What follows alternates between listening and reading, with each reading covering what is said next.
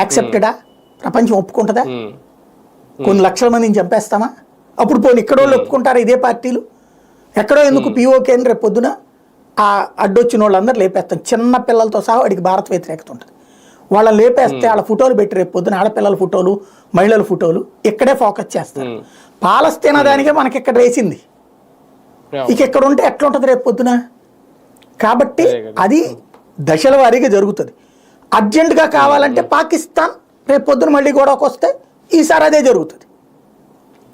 Bharat map సంపూర్ణం కావాలంటే PoK భారత్లో కలవడం అవసరం. బట్ అడ్డదిడ్డంగా తీసుకుని నెత్తిన పెట్టుకోకూడదు. కానీ ఎప్పటికైనా మోడీ లక్ష్యం అదేనా? ఖచ్చితంగా. ఇప్పుడు రేపు మేబీ ఫ్యూచర్లో ఏమవుతుందంటే భారత్కి సపోర్టింగ్ ఉండేవాళ్ళు అక్కడ ఉండి పాకిస్తాన్ సపోర్టర్లను అక్కడి నుంచి తరిమి వేసే విధమైనటువంటి ఒక విధానాన్ని తెస్తారు నిదానంగా.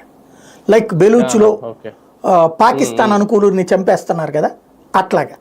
ఖైబర్ పఖ్తూన్వాలో పాక్ అనుకూలుని చంపేస్తున్నారు కదా, అట్లాగా. లేదు తరిమేస్తుంటారు. అట్లాగే పీఓజేకేలో పాక్ అనుకూలుని లోకల్ వాళ్ళే తరిమేసే పరిస్థితి రావాలి. భారత్లో కలుస్తామనే ఫీలింగ్ రావాలి. ఈ ఆస్పెక్ట్ లో వెళ్తున్నట్టు కనబడుతోంది. సరే, ఫైనల్ గా కాల్పుల విరమణకు తాత్కాలిక బ్రేక్ ఇది అనుకోవాలా? ఇప్పుడు ఒక టైటిల్ ఇచ్చేసారు.